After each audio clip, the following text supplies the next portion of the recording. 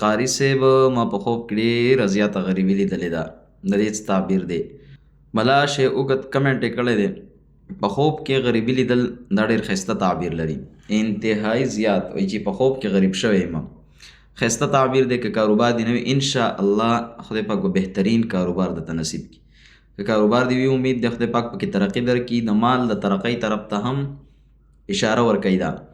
او بل که چېرته مالدار یې خدای پاک دولت درکړی دی، ښې پیسې لري، ښه کاروبار لري، نو معنا دا چې یا زکات در باندې پاتې دی او یا د غریبانو حق پکې نه ادا کې.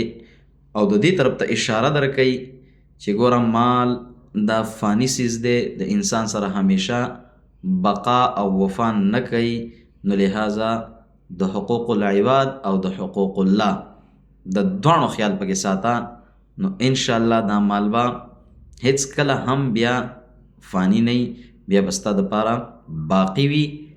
اگر که په دنیا کې لږ زوال راشي خو د آخرت فایدې به هیڅ کله هم ستانه نه منقطع کېږي. نو یاد ساته د خوب دې دوه اړخونه شو. که چېرته غریب وي مالدار به شي، ښه کاروبار به میلاو شي. که مالدار نو دا بل جهت یې هم زده که. جزاکم الله خیر.